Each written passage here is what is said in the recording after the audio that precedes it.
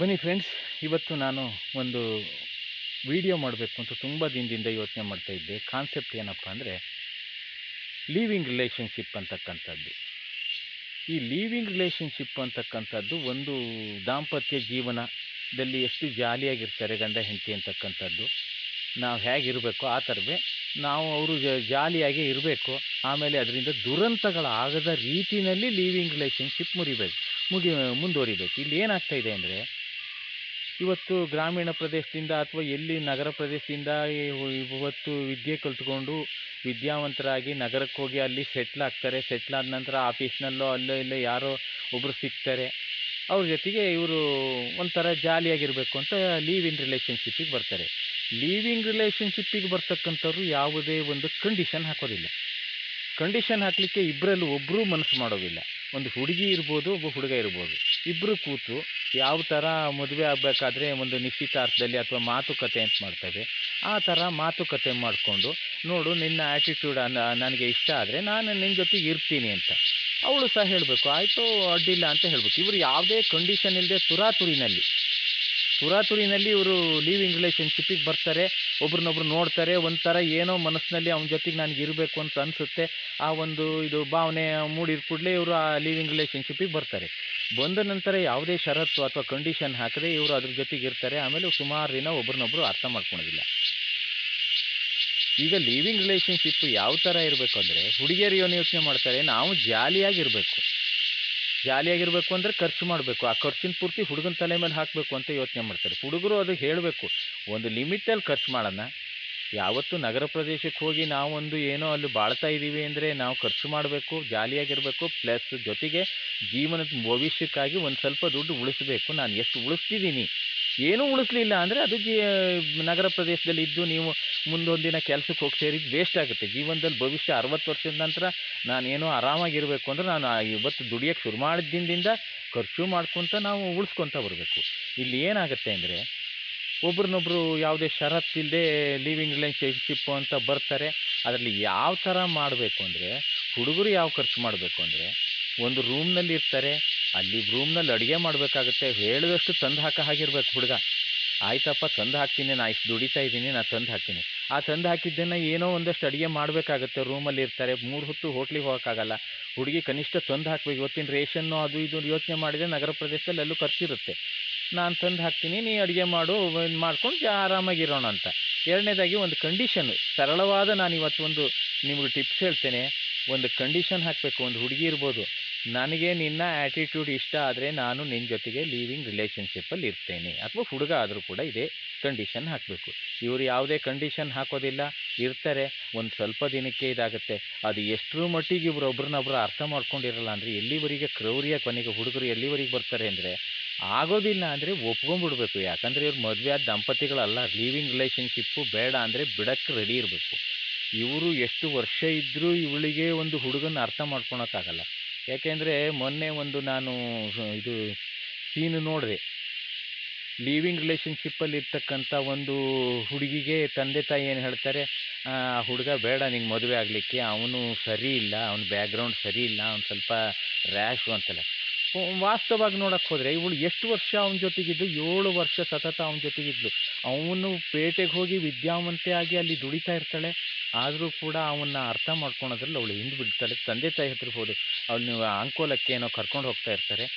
ಅಂಕೋಲಕ್ಕೆ ಕರ್ಕೊಂಡು ಹೋಗಲಿಕ್ಕೆ ನೋಡಿ ಎಷ್ಟರ ಮಟ್ಟಿಗಿದೆ ಅಂದರೆ, ಎಷ್ಟರ ಮಟ್ಟಿಗೆ ಬೆಂಗಳೂರಲ್ಲಿರ್ತಕ್ಕಂಥ ಒಬ್ಬ ಟ್ಯಾಕ್ಸಿಯವನು ದಡ್ತನ ಇರುತ್ತೆ ಅಂದರೆ, ಅವನು ಆ ಹುಡುಗನಿಗೆ ಸ್ವಂತ ವೆಹಿಕಲ್ಲು ಇರೋದಿಲ್ಲ, ಬಾಡಿಗೆ ವೆಹಿಕಲ್ ಮಾಡಿಕೊಂಡು ಅವಳನ್ನು ಕಾರಲ್ಲಿ ತುಂಬಿಕೊಂಡು ಹೋಗಿ ಶಿರಾದ ಹತ್ರ ಬರೋಕ್ಕೂ ಒಂದು ಅವಳನ್ನು ತೆಗಿಬೇಕು ಅಂತ ಒಂದು ಬಾಂಬ್ ಇಟ್ಕೊಂಡಿರ್ತಾನೆ. ಆ ಟ್ಯಾಕ್ಸಿ ಡ್ರೈವರು 2 ಬಾಂಬಲ್ಲಿ 1 ಬಾಂಬನ್ನು ಅಲ್ಲಿ ಬೆಂಗಳೂರಲ್ಲಿ ತೆಗೆದು ಹೋಗಾಸಿರ್ತಾನಂತೆ. ಅಷ್ಟಾದಾಗ ನಾನು ಬರೋಲ್ಲಪ್ಪ ನಿನ್ನ ಜೊತೆಗೆ ಅಂತ ಹೇಳ್ಬೋದಿತ್ತು. ಅವಳನ್ನ ಎತ್ತು ಹಾಕ್ಕೊಂಡು ಶಿರಾದ ಹತ್ರ ಬರೋಕ್ಕೂ ಗಲಾಟೆ ಆಗುತ್ತೆ. ಮತ್ತು ಆ ಶಿರಾದ ಹತ್ರ ಬಂದು ಒಂದು ಬಾಂಬ್ ಸ್ಫೋಟ ಆಗಿ ಪಾಪ ಅವಳ ಕಾರ್ನಲ್ಲಿ ಹೊರಗೆ ಹಾರ್ತಾಳೆ. ಅವಳನ್ನು ತಗೊಂಡು ಆಸ್ಪತ್ರೆಗೆ ಸೇರಿಸ್ತಾರೆ. ಇವನು ಸತ್ತೋಗ್ತಾನೆ ಬೆಂಕಿ. ಇಲ್ಲಿ ಎಷ್ಟು ದುರಂತಗಳನ್ನು ಯೋಚನೆ ಮಾಡಿ. ಆ ಟ್ಯಾಕ್ಸಿ ಡ್ರೈವರ್ ಸಹ ಎಷ್ಟು ದಡ್ಡ ಅಂದರೆ, ಇಷ್ಟೆಲ್ಲ ಗಲಾಟೆ ಮಾಡಿಕೊಂಡು ನಾನು ಯಾವುದೋ ಕುಮಟನೋ ಅಂಕೋಲ ತುದಿಗೆ ನಾವು ಬರಲ್ಲಪ್ಪ ಅನ್ಬೋದಿತ್ತವ. ಅವತ್ತಿನ ದಿನ ಏನಾಗುತ್ತೆ, ಆ ಕಾರು ಕಂಪ್ಲೀಟಾಗಿ ಸುಟ್ಟು ಹೋಗುತ್ತೆ. ಅವ್ನು ಕಾರ್ ಇಲ್ದಿದ್ದಂಗೆ ಆಗುತ್ತೆ. ಯೋಚನೆ ಮಾಡಿ, ಒಬ್ಬ ಟ್ಯಾಕ್ಸಿ ಡ್ರೈವರು ಯೋಚನೆ ಮಾಡಬೇಕು, ಯಾರೋ ಒಬ್ಬ ಕಾರ್ ನನ್ನ ಕರಿತಾನೆ, ಎಲ್ಲೋ ಯಾವುದೋ ಒಂದು ಮೂಲೆಗೆ ಕರಿತಾನೆ, ಇಲ್ಲಲ್ಲ 200-300 ಕಿಲೋಮೀಟ್ರ್ ದೂರಕ್ಕೆ ಅಂದರೆ ಯೋಚನೆ ಮಾಡಬೇಕಾಗುತ್ತೆ ಅವನೇನು ಅಂತ. ಇಲ್ಲಿ ದುರಂತ ಆದಂದ್ರೆ ಆ ಹುಡುಗಿ ಅಷ್ಟು ವರ್ಷ ಸತತವಾಗಿ ಬೆಂಗಳೂರಲ್ಲಿ ಇದ್ದು ಕೂಡ ಅವನಷ್ಟು ಕ್ರೌರ್ಯ ಇದೆ, ಅವಳನ್ನ ಮುಗಿಸ್ಬೇಕು ಅಂತ ಯೋಚನೆ ಮಾಡ್ತಾನೆ ಅಂತಕ್ಕಂಥದ್ದನ್ನು ಆ ಹುಡುಗಿ ಅಷ್ಟು ವರ್ಷ ಇದ್ದರೂ ಅರ್ಥ ಮಾಡ್ಕೊಳಕ್ಕಾಗಲ್ಲ. ಇನ್ನು ಕೆಲವು ಸಂದರ್ಭದಲ್ಲಿ ಇನ್ನೂ ಒಂದು ದುರಂತ ನೋಡಿದೆ, ಒಂದು ಹುಡುಗಿ ತಾಯಿ ಹೆಸರಿನಲ್ಲಿ 30 ಲಕ್ಷ ಸಾಲ ಮಾಡಿರ್ತಾಳೆ, ಆ ತಾಯಿಗೆ ಗೊತ್ತಿರೋದಿಲ್ಲ. ಅಲ್ಲಿ ಯೋಚನೆ ಮಾಡಿ, ನಮ್ಮ ಮಕ್ಕಳನ್ನ ಬೆಂಗಳೂರಿಗೆ ಸೇರಿಸಿರ್ತಾರೆ, ಇದು ಎಂಥ ದುರಂತ ಇದು. ಆಮೇಲೆ ಅಲ್ಲಿ ಹೋದ್ರ ತಕ್ಷಣ ಹುಡುಗಿ ತಾಯಿನ ಕೊಲೆ ಮಾಡ್ತಾಳೆ, ಕತ್ತಿ ಹಿಸ್ಕಿ. 30 ಲಕ್ಷ ರೂಪಾಯಿ ಸಾಲ ಮಾಡಿದ್ದು, ತಾಯಿ ಹೆಸರು ಸಾಲ ಮಾಡಿದ್ದು ಆ ತಾಯಿಗೆ ಗೊತ್ತಿರೋದಿಲ್ಲ ಇದು ಏನೇನು ನಡೀತಾ ಇದೆ ಅಂತ. ಇದಕ್ಕೆಲ್ಲ ಕಾರಣ ಏನಪ್ಪ ಅಂದರೆ, ಗ್ರಾಮೀಣ ಪ್ರದೇಶದಲ್ಲಿ ಒಂದು ತಂದೆ ತಾಯಿಗೆ ಒಂದು ಆಸೆ ಬರುತ್ತೆ, ನಮ್ಮ ಮಕ್ಕಳನ್ನ ಬೆಂಗಳೂರಲ್ಲಿ ಸೇರಿಸ್ಬೇಕು. ಇಲ್ಲಿ ಅನಾಥರಾಗಿರ್ತಾರೆ. ನಾನು ಸಹಜವಾಗಿ ಸುತ್ತಮುತ್ತಲ ನಮ್ಮ ಹಳ್ಳಿಯ ಪರಿಸರನ ನಾನು ನೋಡ್ತಾ ಇದ್ದೀನಿ. ಇಲ್ಲಿ ಎಷ್ಟರ ಮಟ್ಟಿಗೆ ಅನಾಥರಾಗಿರ್ತಾರೆ, ತುಂಬ ಫ್ಯಾಮಿಲಿನಲ್ಲಿ ಒಬ್ಬೊಬ್ಬರೇ ಇರ್ತಾರೆ, ಮಕ್ಕಳನ್ನೆಲ್ಲ ಬೆಂಗಳೂರಿಗೆ ಕಳಿಸಿರ್ತಾರೆ, ಇವರು ಅನಾಥರಾಗಿರ್ತಾರೆ. ಇದು ಯಾರು ತಪ್ಪು ಅಂತ ಮೂಲ ಹುಡ್ಕೊಂಡು ಹೋದರೆ, ತಂದೆ ತಾಯಿ ತಮ್ಮ ಮಕ್ಕಳನ್ನ ಬೆಂಗಳೂರಿಗೆ ಕಳಿಸ್ಬೇಕು. ಮುಂದೊಂದು ದಿನ ನಾವು ಅನಾಥರಾಗ್ತೀವಿ, ಅದನ್ನು ಯೋಚನೆ ಮಾಡೋದಿಲ್ಲ. ದಯವಿಟ್ಟು ಹೇಳ್ತೀನಿ, ಯಾರ್ಯಾರ ಮೇಲೆ ಅನಾಥರಾಗಿದ್ದಾರೆ, ಗ್ರಾಮೀಣ ಪ್ರದೇಶದಲ್ಲಿ ಯಾರ್ಯಾರು ಅನಾಥರಾಗಿದ್ದಾರೆ ಮಕ್ಕಳು ಇದ್ದೂ ಕೂಡ, ಅವ್ರ ಮನೆಗೆ ದಯವಿಟ್ಟು ಯಾರು ಸಹಾಯ ಮಾಡೋಕ್ಕೆ ಹೋಗ್ಬೇಡಿ. ನನ್ನ ಒಂದು ಅನುಭವ ಹೇಳ್ತೀನಿ. ಯಾಕೆ ಅಂದರೆ, ಮಕ್ಕಳಿದ್ದರೂ ಕೂಡ ಇವರು ನನ್ನ ಮಕ್ಕಳನ್ನ ದುರಾಸೆ ಅಂತಲೇ ಹೇಳ್ಬೋದು ಬೇಕಾದ್ರೆ, ಬೆಂಗಳೂರಿಗೆ ಸೇರಿಸ್ಬೇಕು ಅಂತಕ್ಕಂಥ ದುರಾಸೆ. ನಾವು ಅನಾಥರಾಗ್ತೀವಿ ಅನ್ನೋ ಭಾವನೆ ಅವ್ರ ಮನಸ್ಸಲ್ಲಿ ಬರೋದಿಲ್ಲ.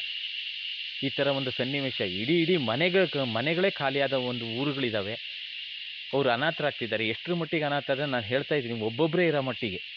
ಮನೆಯಲ್ಲಿ ಯಾರೂ ಇಲ್ಲ, ಗಂಡ ಸತ್ತೋಗ್ತಾನೆ, ಆಮೇಲೆ ಹೆಂಗಸರು ಒಬ್ಬರೇ ಇರ್ತಾರೆ. ಇದಕ್ಕೆ ಕಾರಣ ಹುಡ್ಕಕ್ಕೆ ಹೋದರೆ ತಂದೆ ತಾಯಿಗಳ ಅತಿಯಾದ ತಪ್ಪು ತಿಳುವಳಿಕೆ. ಬೆಂಗಳೂರಿಗೆ ಸೇರಿಸ್ಬೇಕು, ನಮ್ಮ ಮಗಳು ಅಳಿಯ ಬೆಂಗಳೂರಲ್ಲಿದ್ದಾರೆ, ನಮ್ಮ ಮಗ ಸೊಸೆ ಬೆಂಗಳೂರಲ್ಲಿದ್ದಾರೆ ಅಂತಕ್ಕಂಥ ಭಾವನೆ ಅವ್ರಿಗೆ ಹೇಳ್ಕೊಂಡ್ಬಿಟ್ರೆ ಏನೋ ಖುಷಿ. ನಾವು ಅನಾಥರಾಗ್ತಿದ್ದೀವಿ ಅಂತ ಅವರಿಗೆ ಯೋಚನೆ ಮಾಡಲ್ಲ. ತಮ್ಮ ಕಾಯಿಲೆ ಬರುತ್ತೆ, ನಮ್ಮನ್ನು ನೋಡೋರಿಲ್ಲ, ಆ ಥರ ಭಾವನೆ ಬರಲ್ಲ ಅವರಿಗೆ. ಇಲ್ಲಿ ಏನಾಗ್ತಾ ಇದೆ ಅಂದರೆ, ಅವರು ಬೆಂಗಳೂರಿಗೆ ಹೋದ ಮಕ್ಕಳು ಅಲ್ಲಿ ಏನಾಗಿರುತ್ತೆ, ದುಡಿಬೇಕು, ದುಡ್ಡು ಮಾಡಬೇಕು, ಒಳ್ಳೊಳ್ಳೆ ಕೋರ್ಸು, ಇಂಜಿನಿಯರು, ಡಾಕ್ಟ್ರು ಅಂತ, ವೈದ್ಯಕೀಯ ಅಥವಾ ಈ ಒಳ್ಳೊಳ್ಳೆ ಹುದ್ದೆಗೆ ಸೇರಿಸ್ಕೋಬೇಕು, ನಾವು ಒಳ್ಳೆ ದುಡ್ಡು ಮಾಡ್ಕೊಳೋದ್ರಿಂದ ಏನು ದುರಂತ ಆಗ್ತಾ ಇದ್ದಾವೆ ಅಂದರೆ, ತಂದೆ ತಾಯಿಗೆ ಒಂದು ಸಮಯಕ್ಕೆ ಸರಿಯಾಗಿ ತಮ್ಮ ಮಕ್ಕಳಿಗೆ ಮದುವೆ ಮಾಡೋಕ್ಕಾಗೋದಿಲ್ಲ. ಒಂದು 25 ವರ್ಷ ಆಯ್ತು, ಇಲ್ಲಮ್ಮ ನಾನು ಈ ವರ್ಷ ಮದುವೆ ಆಗೋದಿಲ್ಲ. ಹುಡುಗನೋ ಅದನ್ನೇ ಹೇಳ್ತಾನೆ, ಹುಡುಗಿನೋ ಅಷ್ಟೇ. ಎಷ್ಟು ವರ್ಷ ಆದರೂ ಮದುವೆ ಒಪ್ಕೊಳೋದಿಲ್ಲ.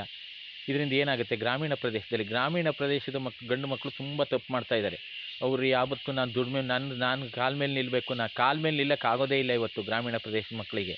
ನೀವು ಅಂದ್ಕೊಂಡಿದ್ದೀರಾ, ನೀವು ಅಂದ್ಕೊಂಡಂಗೆ ನೀವು 60 ವರ್ಷ, ಕನಿಷ್ಠ 60 ವರ್ಷಕ್ಕೆ ಸರ್ಕಾರಿ ನೌಕರರಿಗೆಲ್ಲ ಪೆನ್ಷನ್ ಬರುತ್ತೆ, ಬರೋರಿಗೆ ಎಲ್ಲರಿಗೂ ಪೆನ್ಷನ್ ಬರೋದಿಲ್ಲ. ಇಲ್ಲಾಂದರೆ ನಾನು 60 ವರ್ಷದಲ್ಲಿ ಒಂದು ಗುರಿ ಇಟ್ಕೋಬೇಕು, ನಾನು 60 ವರ್ಷದ ನಂತರ ನಂಗೆ ದುಡಿಯೋಕ್ಕಾಗದಿದ್ರು ನಾನು ದುಡ್ಡು ಮಾಡ್ಕೊಂಡಿರಬೇಕು, ಒಂದು ಸ್ವಲ್ಪ ದುಡ್ಡು ಮಾಡಿಕೊಂಡು ನನ್ನ ಕಾಲ ಮೇಲೆ ನನಗೇನೋ ಮಕ್ಕಳು ಸಾಕ್ತಾರೆ ಅಂತಲ್ಲ, ಆ ಯೋಚನೆ ಬರಬಾರ್ದು.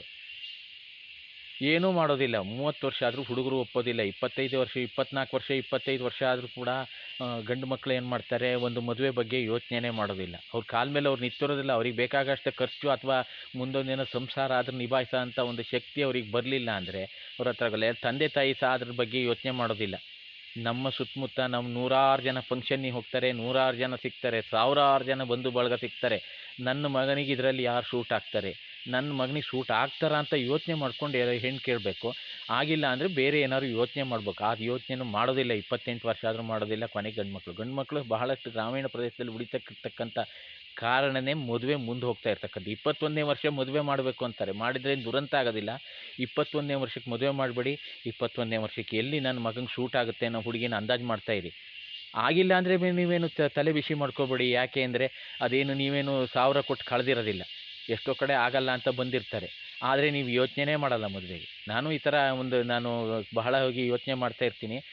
ಈಗ ಏನು ಮಾಡಿದ್ದಾರೆ ಅಂದರೆ, ಗ್ರಾಮೀಣ ಪ್ರದೇಶದಲ್ಲಿ ಹೆಣ್ಮಕ್ಳು ಅಷ್ಟೇ ದುಡಿಯೋ ದುರಂತ, ದುಡಿಬೇಕು ಅಂತಕ್ಕಂಥ ಒಂದು ಧಾವಂತದಲ್ಲಿ ಅವ್ರಿಗೆ ಎಷ್ಟು ದುಡಿದ್ರೂ ಸಾಕಾಗೋದಿಲ್ಲ. ನಗರ ಪ್ರದೇಶಕ್ಕೆ ಹೋಗ್ತಾರೆ, 25 ವರ್ಷ ಆಗಿರುತ್ತೆ, 27 ಆಗುತ್ತೆ, ಅಮ್ಮ ಇನ್ನೊಂದು 2 ವರ್ಷ ಇರಮ್ಮ, ಅಪ್ಪ ಇನ್ನೊಂದು 2 ವರ್ಷ ಹೋಗಲಿ ಅಂತಾರೆ. 30 ವರ್ಷ ಹೋಗುತ್ತೆ.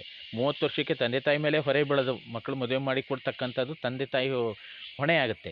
ಇಲ್ಲಿ ಬೆಂಗಳೂರಿಗೆ ಹೋಗ್ತಿರ್ತಕ್ಕಂಥ ಮಕ್ಕಳಿಗೆ ಯಾವುದು ತಿಳುವಳಿಕೆ ಇರಲ್ಲ, ಯಾರ್ದೋ ಜೊತೆಗೆ ಲೀವಿಂಗ್ ರಿಲೇಷನ್ಶಿಪ್ಪಿಗೆ ಬರ್ತಾರೆ.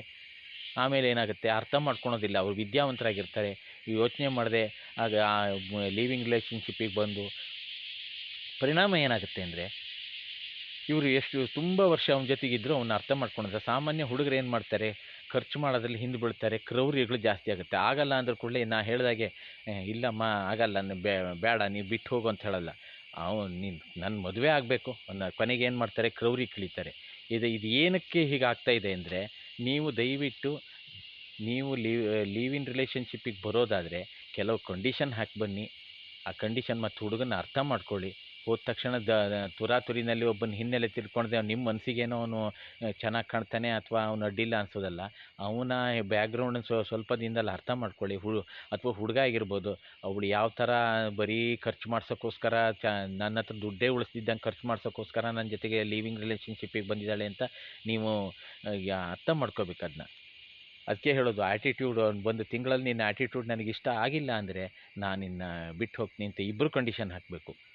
ಆಮೇಲೆ ಅವನಲ್ಲಿ ಒಂದು ಕ್ರೌರ್ಯ ಇದೆ ಅಂದರೆ ಅದಕ್ಕೆ ಹಳ್ಳಿಲಿರ್ತಕ್ಕಂಥ ತಂದೆ ತಾಯಿಗೆ ಅದಕ್ಕೆ ಕಾರಣರಾಗೋದಿಲ್ಲ. ಯಾಕಂದರೆ ಆ ಹುಡುಗಿ ಅವನ ಜೊತೆಗೆ ಅಷ್ಟು ದಿನ ಇದ್ದು ಒಬ್ಬನ ಅರ್ಥ ಮಾಡ್ಕೊಳಲ್ಲ ಅಂದ್ರ ಮೇಲೆ ಅವಳನ್ನ ವಿದ್ಯಾವಂತಲಾಗಿ ಪೇಟೆಗೆ ಸೇರಿಸಿ, ಈ ಪೇಟೆಗೆ ಇದು ಯಾಕೆ ಹೇಗಾಗ್ತಾ ಇದೆ ಅಂದರೆ ಭಾರಿ ಕೇಸುಗಳು ಬರ್ತಾ ಇದ್ದಾವೆ. ಲೀವಿಂಗ್ ರಿಲೇಷನ್ಶಿಪ್ ಅಂತಕ್ಕಂಥದ್ದು ಮಾಮೂಲಾಗಿ ಹೋಗ್ಬಿಟ್ಟಿದೆ ಈಗ.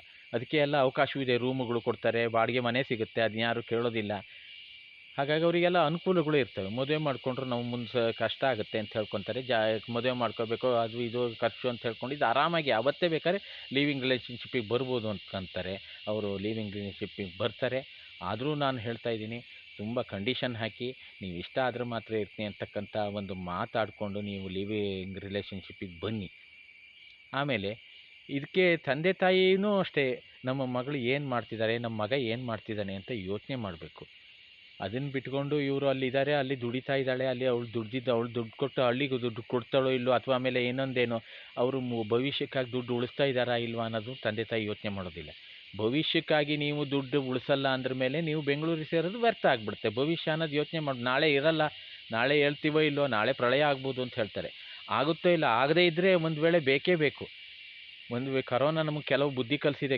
ಕರೋನಾದಲ್ಲಿ ಕೆಲವರು ಭಾರಿ ಕಷ್ಟ ಅನುಭವಿಸ್ಬಿಟ್ರು. ಯಾಕಂದರೆ ಒಂದು 6 ತಿಂಗಳಿಗಾಗಷ್ಟು ಇಲ್ಲದೇ ಇರೋಂಥ ಸನ್ನಿವೇಶಗಳು ಬಂದುಬಿಡುತ್ತೆ. ಅದಕ್ಕೋಸ್ಕರ ಏನು, ನೀವು ವರ್ಷಗಳಿಗಾಗಷ್ಟಾದ್ರು ಇರಬೇಕು. ಕೆಲವ್ರು ಬೇಕಾದಷ್ಟು ಮಾಡಿ ಇಟ್ಕೊತಾರೆ, ತಪ್ಪು ಅಂತ ನಾವು ಹೇಳಲಿಕ್ಕೆ ಬರೋದಿಲ್ಲ. ಭವಿಷ್ಯಕ್ಕಾಗಿ ಮಾಡಿಡಬೇಕು. ಭವಿಷ್ಯಕ್ಕಾಗಿ ನೀವು ನಗರ ಸೇರಿಕೊಂಡು ಏನೂ ಉಳಿಸ್ದೆ ಜಾಲಿಯಾಗಿ ಕಾರು ಬೈಕು ತೊಗೋತೀವಿ ಅಥವಾ ಬೇಕಾದಂಗೆ ಖರ್ಚು ಮಾಡ್ಕೊಂಡು ಜಾಲಿಯಾಗಿರ್ತೀವಿ ಅಂತಲ್ಲ. ಭವಿಷ್ಯಕ್ಕಾಗಿ ಏನೂ ಉಳಿಸಿಲ್ಲ ಅಂದ್ರ ಮೇಲೆ ನಾಳೆ ದಿನ ಹಳ್ಳಿಗೆ ಬಂದ ಅಂದರೆ ಅವ್ನಿಗೆ ಏನು ಪ್ರಯೋಜನ ಆಗುತ್ತೆ? ಆದ್ದರಿಂದ ಈ ಒಂದು ಲೀವಿಂಗ್ ರಿಲೇಷನ್ಶಿಪ್ ಬರ್ತಕ್ಕಂಥವ್ರು ಕೆಲವು ಕಂಡೀಷನ್ ಹಾಕಿ ಬನ್ನಿ. ಮತ್ತು ನೀವು ಆ ಕಂಡೀಷನಿಗೆ ಒಪ್ಪಿಲ್ಲ ಅಂದರೆ ಹುಡುಗ ಆಗಲಿ ಹುಡುಗಿ ಆಗಲಿ ಬಿಟ್ಟು ಹೋಗೋ ಹಾಗಿರಬೇಕು. ಇದು ಆಮೇಲೆ ಅವರು ಲೀವಿಂಗ್ ರಿಲೇಷನ್ಶಿಪ್ಪಲ್ಲಿ ಇರ್ತಕ್ಕಂಥವ್ರು ನಾಳೆ ದಿನ 1-2 ತಿಂಗಳು ಇರ್ಬೋದು, 1 ವರ್ಷ ಇರ್ಬೋದು. ಆದ ನಂತರ ಅವರಿಬ್ಬರು ಎಷ್ಟರ ಮಟ್ಟಿಗೆ ಹೊಂದಾಣಿಕೆ ಅಂದರೆ, ನಾವಿಬ್ಬರು ಮದುವೆ ಆಗೋಣ, ನಿಮ್ಮ ಮನೆಗೆ ನನ್ನನ್ನು ಕರ್ಕೊಂಡೋಗು. ಹುಡುಗಿ ಅಥವಾ ಹುಡುಗ ಹುಡುಗಿ ಹತ್ರ ನೀನು ನಮ್ಮ ಮನೆಗೆ ಕರ್ಕೊಂಡು ಹೋಗ್ತೀನಿ, ನೀನು ನಿಮ್ಮ ಮನೆಗೆ ಕರ್ಕೊಂಡು ಹೋಗು ನನ್ನನ್ನು ಅಂತ ಹೇಳಬೇಕು. ಅಲ್ಲಿ ಅವರಿಬ್ಬರು ಕೂತು ಮಾತಾಡಿ ಮದುವೆ ಲೆವೆಲ್ಲಿಗೆ ಅವರಿಬ್ಬರು ಹೊಂದಾಣಿಕೆ, ಎಷ್ಟೋ ವರ್ಷ ಆದರೂ ಕೂಡ ಮದುವೆ ಲೆವೆಲ್ಲಿಗೆ ಬರಬೇಕು ಅವರು. ಆವಾಗ ಒಂದು ಲೀವಿಂಗ್ ರಿಲೇಷನ್ಶಿಪ್ ಅನ್ನೋದು ನಿಜವಾಗ್ಲೂ ಸಾರ್ಥಕ ಆಗ್ತದೆ ಅದು.